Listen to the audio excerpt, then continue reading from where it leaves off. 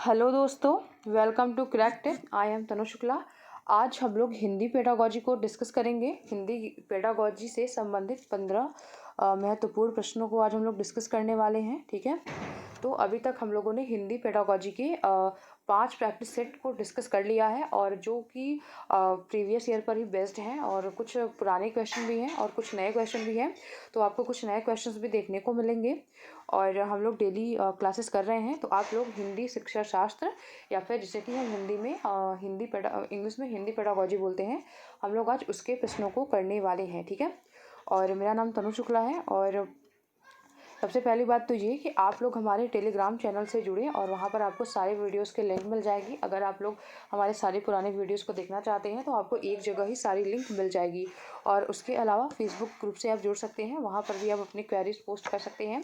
और उसके अलावा आप आपको वहाँ पे सारी वीडियोस की लिंक आपको वहाँ पर भी मिल जाएगी। और आप हमारे टेलीग्राम इंस्टाग्राम आईडी से भी जुड़ सकते हैं, जहाँ से आप मुझसे डायरेक्टली कनेक्ट हो सकते हैं। ठीक है, तो अभी हम लोग आगे बढ़ते हैं, और देखते हैं कि आज हम लोग क्या करने वाले हैं। तो हिंदी शिक्षा शास्त्र से संबंधित महत्वपूर्ण प्रश्नों को करेंगे, और 500 से ज़्यादा प्रश्नों को करवाने का मेरा टारगेट है। एग्ज़ाम के पहले तक हम लोग 500 से अधिक क्वेश्चंस को कर लिए होंगे, जिसमें कि प्रीवियस ईयर भी इंक्लूड होगा। और उसके बाद हम लोग सीटेट, ये जो हमारा सीरीज है वो सीटेट के लिए, एमपी टेट के लिए, जो कि अभी जनवरी में प्रस्तावित है, और उसके अलावा यूपी टेट के लिए भी। यूपी टेट में ज़्यादा क्वेश्चंस पेडागोजी से आते नहीं हैं, ऐसा सबको पता है, लेकिन 1 से 2 से 3 क्वेश्चन मैक्सिमम, मतलब मैं बता रही हूँ, इससे ज़्यादा क्वेश्चंस तो आते नहीं हैं। लेकिन हाँ, अगर आप सिलेबस को उठाकर देखेंगे तो वहाँ पर पेडागोजी को रखा गया है। ठीक है, तो वहाँ पर आप अगर उसके लिए भी पढ़ रहे हैं तो आपका ये ख़राब नहीं जाएगा, आपका टाइम वेस्ट नहीं होगा, बल्कि आपको कुछ सीखने के लिए ही मिलेगा। और कोई भी अगर आप स्टेट टेट दे रहे हो, वहाँ पर पेडागोजी ज़्यादा नहीं आती होगी, 4-5 क्वेश्चन तो आता ही होगा, तो वहाँ पर भी ये आपको फ़ायदा करेगा। और ये हम लोग पार्ट 6 आज डिस्कस करने वाले हैं। ठीक है, आज हम लोग पार्ट 6 को डिस्कस करने वाले हैं। तो अभी हम लोग आगे बढ़ते हैं और अपने पहले क्वेश्चंस की तरफ चलते हैं। आज का जो हमारा पहला क्वेश्चन है, क्या है पहला क्वेश्चन, कि रस अनुभूति पाठ का संबंध होता है। ठीक है, रस अनुभूति पाठ का जो संबंध होता है किससे होता है? विचारात्मक से होता है, भावनात्मक से होता है, क्रियात्मक से होता है, या रचनात्मक से होता है। तो रस अनुभूति जो पाठ का संबंध होता है वो विचारों से नहीं होता, बल्कि भावों से होता है। ठीक है, यहाँ पे हमारा बी ऑप्शन जो है वो बिल्कुल सही है, कि जो रस अनुभूति पाठ का जो संबंध होता है वो हमारी भावनाओं से होता है। क्योंकि जो भी कहानी कविताएं ये सब पढ़ती हैं, वो हम लोग पढ़ते हैं, जो भी कहानी कविताएं ये सब लिखी जाती हैं, वो कि जिसके द्वारा भी लिखी गई होती हैं वो भावनाओं से जोड़कर ही लिखी गई होती हैं। इसलिए रस अनुभूति, और वो भी वैसे भी जो भी हम कहानी कविता गाना सुनते हैं उसका जो अनुभूति हम करते हैं वो भावनाओं से ही वो डायरेक्टली रिलेट हमारे करता है। ठीक है, तो यहाँ पे हमारा बी ऑप्शन जो है वो बिल्कुल सही होगा। यहाँ पे कोई क्रिया नहीं की जा रही है और ना ही कोई रचना की जा रही है, बल्कि रस अनुभूति पाठ का जो संबंध पूछा जा रहा है तो वो भावनात्मकता से होता है। ठीक है, ये क्वेश्चन जो है वो अपर प्राइमरी लेवल में आने के लायक है। ठीक है, और अगला क्वेश्चन है हमारा आज का, कि जब बालक में कल्पनाशीलता के विकास को ध्यान में रखते हुए एक शिक्षक विषय वस्तु को कहानी के रूप में सिखाने का प्रयास करता है, तो यह विधि कौन सी होती है? ठीक है, यहाँ पे क्वेश्चन मैं फिर से पढ़ रही हूँ, कि जब बालक में कल्पनाशीलता के विकास को, ठीक है, कल्पनाशीलता के विकास को ध्यान में रखते हुए एक शिक्षक विषय वस्तु को कहानी के रूप में, ठीक है, विषय वस्तु को कहानी के रूप में सिखाने का प्रयास करता है। ठीक है, कहानी के रूप में सिखाने का प्रयास करना मतलब कहानी जहाँ पर वर्ड आता है वहाँ पे उसको हम कल्पनाशीलता से आराम से जोड़ सकते हैं। कहानी शिक्षण का मेन उद्देश्य ही यही होता है कि बच्चों में कल्पनाशीलता का विकास किया जा सके। तो जब बालक में कल्पनाशीलता के विकास को ध्यान में रखते हुए उसे कहानी मतलब विषय वस्तु को समझने के लिए कहानी के रूप में सिखाने का प्रयास टीचर करता है, तो वह विधि कौन सी होती है? तो कथा विधि होती है, कहानी विधि होती है, व्यास विधि होती है, या उपरोक्त विधि होती है? तो आप जानते हैं कथा विधि और कहानी विधि सेम ही होती है। अगर 2 ऑप्शन हमारे सही हो रहे हैं तो यहाँ पे उपरोक्त सभी आंसर होगा। लेकिन मैं आपको बता दूं, जो व्यास विधि भी होती है वो भी कहानी शिक्षण में ही यूज़ किया जाता है। ठीक है, तो यहाँ पे हमारा डी ऑप्शन जो है वो बिल्कुल करेक्ट आंसर बनेगा। ठीक है, अगर आप लोगों ने प्रीवियस ईयर के क्वेश्चन जो मैंने सॉल्व करवाए थे, अगर आपने उन्हें देखा होगा तो आपको मतलब जो मैंने ईयर वाइज कराए हैं, अभी मैंने सारे ईयर वाइज कराए नहीं हैं, लेकिन मैंने कुछ प्रश्न पत्र को मैंने कुछ ईयर वाइज कराया है, तो आप वहाँ पे देख सकते हैं कि ऐसे ही क्वेश्चंस आते हैं। और जब हम लोग कोई मैराथन क्लास करेंगे तो वहाँ पर हम लोग पूरे ईयर वाइज मतलब 2011 से लेके 2019 तक के सारे ईयर वाइज प्रश्नों को हम लोग करने वाले हैं। ठीक है, तो अभी हम लोग आगे बढ़ते हैं और अपने अगले क्वेश्चन की तरफ चलते हैं। आज का जो हमारा अगला क्वेश्चन है वो क्या है कि वह विधि कौन है जिसमें द्विभाषिया का उपयोग होता है। ठीक है, इसमें से वह विधि कौन सी है जिसमें कि द्विभाषिया का उपयोग होता है, मतलब कि दो भाषा का उपयोग होता है। ठीक है, दो भाषा का उपयोग होता है, द्विभाषिया मतलब कि दो भाषा का उपयोग होता है। ठीक है, तो पहला ऑप्शन है कि द्विभाषी विधि, दूसरा ऑप्शन है सैनिक विधि, तीसरा ऑप्शन है भाषा संसर्ग विधि, या फिर इनमें से कोई नहीं। तो ये तो बहुत ज़्यादा इजी क्वेश्चन हो गया कि द्विभाषा मतलब दो भाषा का उपयोग हम द्विभाषी विधि में ही करेंगे और कहीं हमें जानना नहीं है इसके लिए। तो हमारा ए ऑप्शन जो है वो बिल्कुल सही ऑप्शन है। और अब हम लोग अगले क्वेश्चन की तरफ बढ़ते हैं, जो हमारा आज का अगला क्वेश्चन होगा। अब हम लोग उसे देखते हैं।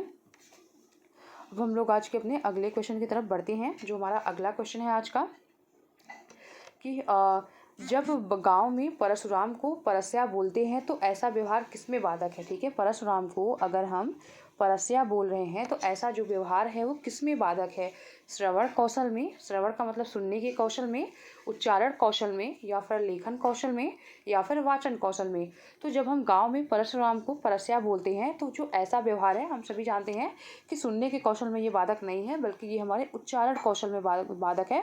क्योंकि हमारे गाँव वालों पर मतलब जो जहाँ का रहता है उसके ऊपर वहाँ की मातृभाषा का प्रभाव हमेशा ही होता है। अगर आप यूपी के हैं तो आपके ऊपर भोजपुरी का थोड़ा प्रभाव हो सकता है, अगर आप राजस्थान के हैं तो राजस्थानी का प्रभाव हो सकता है, अगर आप हरियाणा के हैं तो आपकी बोली पर हरियाणवी का प्रभाव हो सकता है। मतलब आप जहाँ के होंगे वहाँ की मातृभाषा का हमारे ऊपर थोड़ा बहुत प्रभाव रहता ही है, क्योंकि हमारे मतलब ऐसे उच्चारण से ही लोग समझ जाते हैं कि हाँ ये कहाँ से बिलोंग करता होगा। मतलब थोड़ा बहुत, ऐसा नहीं है कि एकदम हमेशा नहीं, मतलब कुछ तो पता चलता ही है उससे।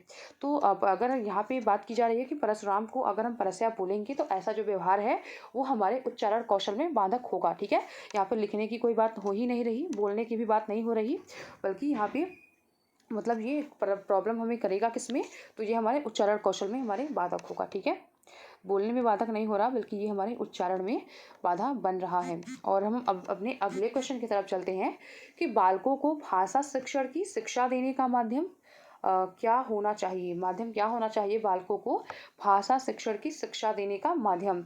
राष्ट्रभाषा होना चाहिए, मातृभाषा होना चाहिए, द्वितीय भाषा होना चाहिए, या फिर प्रादेशिक भाषा होना चाहिए।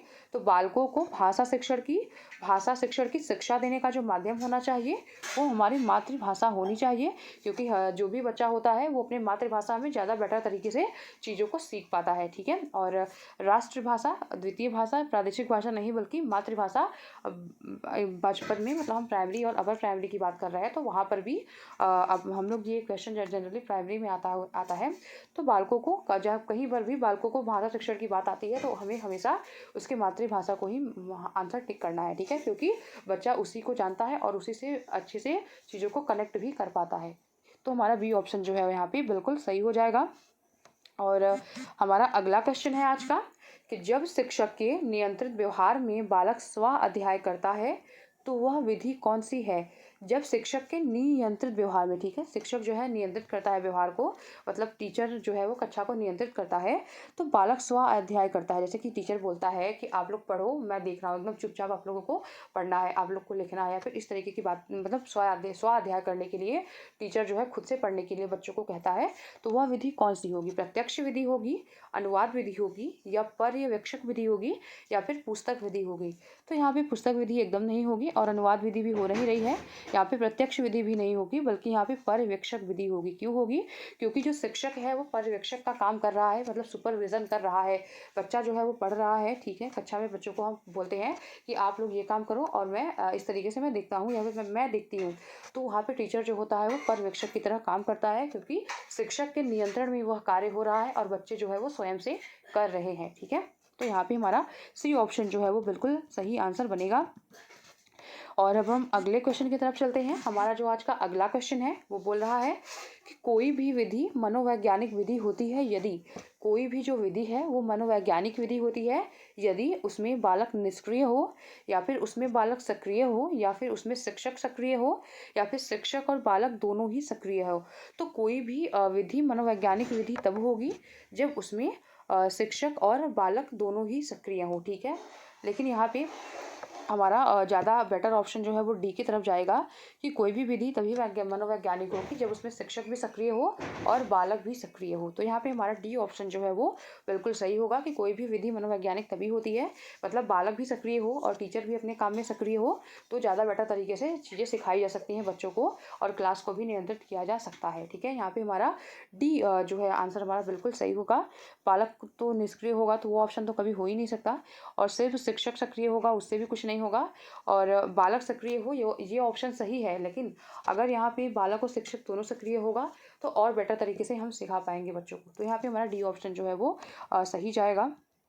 और अगला क्वेश्चन है आज का हमारा कि शिक्षण विधि शिक्षक के कार्य में सहयोग करती है। ठीक है, शिक्षण विधि शिक्षक के कार्य में सहयोग करती है लक्ष्य की प्राप्ति में, उद्देश्य की प्राप्ति में, कभी लक्ष्य और कभी उद्देश्य की पूर्ति में, उद्देश्य पूर्ति में और लक्ष्य पूर्ति में।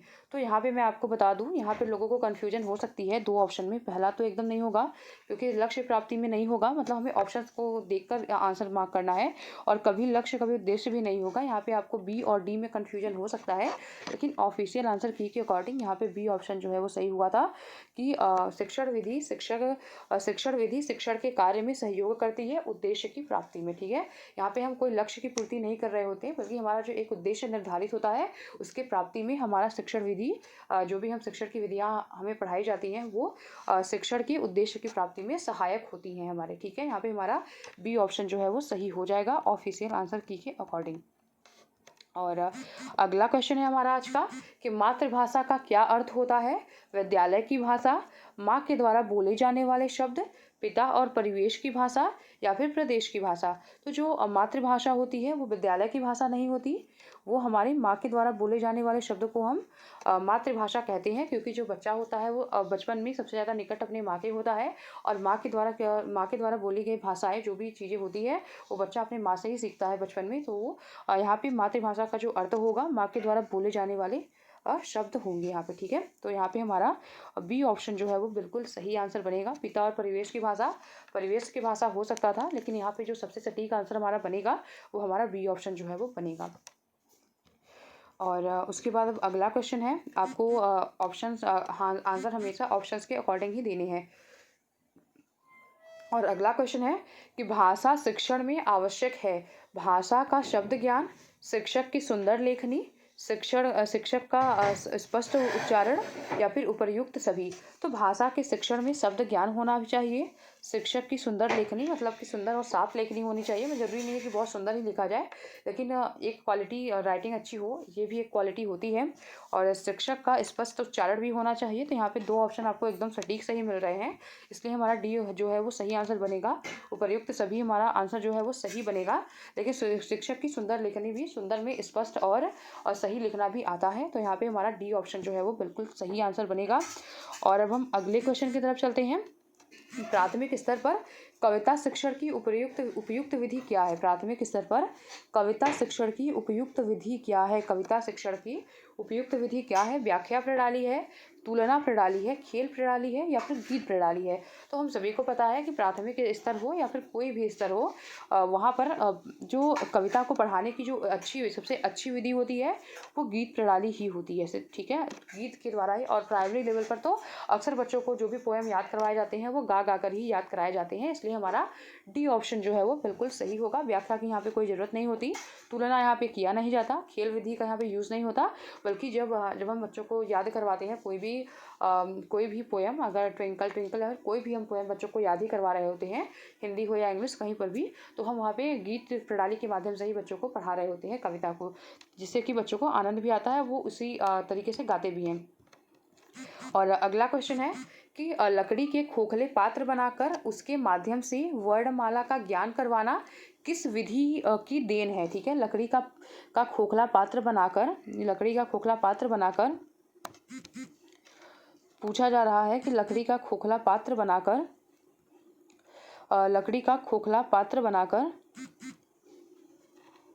उसके माध्यम से वर्णमाला का ज्ञान करवाया जाता है। यह विधि जो है वो कौन सी है? तो अनुकरण विधि है नहीं, क्योंकि अनुकरण विधि में मैं जो करूँगी मतलब मैं जो बोलूँगी बच्चे वही बोलेंगे, तो वो अनुकरण होता है। और यंत्र विधि यहाँ पे है नहीं, ये चित्र विधि भी नहीं है, बल्कि ये मॉन्टेसरी विधि है। जो मॉन्टेसरी विधि है, जो मारिया मॉन्टेसरी ने दिया था ये विधि, और उनकी इस विधि में लकड़ी के खोखले पात्र बनाकर उसके माध्यम से वर्णमाला का बच्चों को ज्ञान कराया जाता है। तो आप इसे एक लाइन में, अगर आपको पता नहीं है तो आप लिख के इसे रख सकते हैं अपने कॉपी में। और वैसे ऐसे क्वेश्चंस जो है वो सीटेट में अभी तक पूछे नहीं गए हैं, क्योंकि स्पेसिफिक किसी को टारगेट करके कि इनकी कौन सी विधि है और इसके अकॉर्डिंग क्या होगा, सिर्फ चॉम्स्की वगैरह को पूछा गया है, इन लोगों को अभी तक नहीं पूछा गया है। और अगला क्वेश्चन है कि सूक्ष्म से स्थूल की ओर शिक्षण सूत्र की पालन किस विधि में स्पष्ट दिखाई देता है? ठीक है, शिक्षण सूत्र का जो पालन है वो किस विधि में स्पष्ट दिखाई देता है? चारों ऑप्शन में से सूक्ष्म से स्थूल की ओर। ठीक है, सूक्ष्म से स्थूल की ओर को हम क्या बोलते हैं? हम नियम से उदाहरण की ओर भी बोलते हैं। हम इसे हम नियम से उदाहरण की ओर भी बोलते हैं। ठीक है, हम इसे नियम से उदाहरण की ओर बोलते हैं, या फिर वही सूत्र से उदाहरण की ओर भी हम इसे बोलते हैं। ठीक है, अज्ञात से ज्ञात भी बोलते हैं हम इसे। तो सूक्ष्म से स्थूल की ओर हम आगमन विधि में नहीं जाते, क्योंकि अ से आगमन, अ से उदाहरण, हम यहाँ पे आगमन में उदाहरण से नियम की तरफ जाते हैं। ठीक है, तो ये ऑप्शन तो नहीं होगा। और पर्यवेक्षण विधि मैंने आपको बता ही दिया। पर्यवेक्षण विधि में क्या होता है कि शिक्षक बच्चों से बोलता है पढ़ने के लिए और वो क्लास का निरीक्षण करता है। तो पर्यवेक्षण विधि भी यहाँ पे हो नहीं रही है, और यहाँ पे व्याख्या विधि का तो कोई बात ही नहीं है। यहाँ पे बी ऑप्शन जो है वो हमारा बिल्कुल सही है कि यहाँ पे निगमन विधि का प्रयोग किया जा रहा है, सूक्ष्म से स्थूल की ओर, या फिर अज्ञात से ज्ञात की ओर अगर कहा जाए, या फिर नियम से उदाहरण की ओर चला जाए, तो वो हमारा क्या होता है? वो हमारा निगमन विधि होता है। और ये ज़्यादातर यूज़, आगमन और निगमन का जो ज़्यादातर यूज़ होता है वो मैथ में ज़्यादातर और व्याकरण में यूज़ होता है। और अब अगले क्वेश्चन में चलते हैं। अगला क्वेश्चन है हमारा आज का कि व्याकरण शिक्षण की मुख्य विधि कौन सी होती है? ठीक है, व्याकरण शिक्षण की मुख्य विधि कौन सी होती है? आगमन विधि होती है, निगमन विधि होती है, आगमन और निगमन दोनों होता है, या फिर व्याख्यान विधि होता है? तो सिर्फ व्याख्यान विधि तो एकदम नहीं होता, और सिर्फ निगमन विधि वो भी नहीं होता। यहाँ पे आगमन विधि हमारा आंसर तब होता जब यहाँ पे आगमन और निगमन का जोड़ा ना दिया गया होता। ठीक है, यहाँ पे हमारा ज़्यादा प्रैक्टिकल, यहाँ पे हमारा जो आंसर बनेगा वो आगमन और निगमन बनेगा। आगमन के द्वारा हम कोई विधि बनाते हैं, और उसके बाद जो विधि हम जो भी सूत्र या फिर जो भी नियम हम वहाँ से डेवलप कर लिए होते हैं, और उसी नियम के आधार पर हम प्रैक्टिस करने लगते हैं। ठीक है, तो यही हमारा मतलब कि दोनों का ही यूज़ करके, ज़्यादा प्रैक्टिकल लाइफ में आगमन और निगमन दोनों का ही यूज़ करके व्याकरण शिक्षा पढ़ाई जाती है। लेकिन अगर यहाँ पे आगमन निगमन साथ में ना दिया गया होता, यहाँ पे सिर्फ यहाँ पे कुछ और लिखा गया होता, तो यहाँ पे हमारा आगमन विधि आंसर सही होता। अगर आगमन और निगमन साथ में दिया है तो वो सही होगा, नहीं तो फिर आगमन विधि व्याकरण शिक्षण की मुख्य विधि होती है। ठीक है, और अगला क्वेश्चन है हमारा आज का कि सूक्ष्म शिक्षण क्या होता है? सूक्ष्म शिक्षण में होता है छात्राध्यापक के लिए होता है, अध्यापक के लिए होता है, विद्यार्थियों के लिए होता है, या फिर सभी के लिए होता है? तो सूक्ष्म शिक्षण ना तो विद्यार्थियों के लिए होता है और ना ही अध्यापकों के लिए होता है, और तो ये भी नहीं होगा, बल्कि ये छात्र अध्यापकों के लिए होता है। जो भी प्रशिक्षु टीचर होते हैं, जो भी प्रशिक्षु होते हैं उनको सूक्ष्म टीचिंग मतलब कि माइक्रो टीचिंग कराई जाती है। और माइक्रो टीचिंग में हम कोई टॉपिक लेते हैं और कुछ मतलब लिमिटेड ड्यूरेशन तक हम अपने मतलब सहपाठियों के सामने ही उस क्लास को करते हैं। ठीक है, तो जो सूक्ष्म शिक्षण है वो छात्राध्यापकों के लिए ही होता है। ठीक है, यहाँ पे हमारा ए ऑप्शन जो है वो बिल्कुल सही आंसर हमारा बनेगा। तो आज हम लोगों ने 15 क्वेश्चंस को कंप्लीट किया है आज। ठीक है, आज हम लोगों ने 15 क्वेश्चन को कंप्लीट किया है, और ऐसे ही हम लोग एक एक सब्जेक्ट की पेडागोजी को आगे बढ़ाते जाएंगे। और अगर आप लोगों को हमारे चैनल के कंटेंट पसंद आ रहे हों तो आप हमारे वीडियोस को लाइक करें, चैनल को सब्सक्राइब करें और बेल आइकन को प्रेस करें, और ज़्यादा से ज़्यादा लोगों को तक हमारे इस वीडियो को पहुँचाएँगे।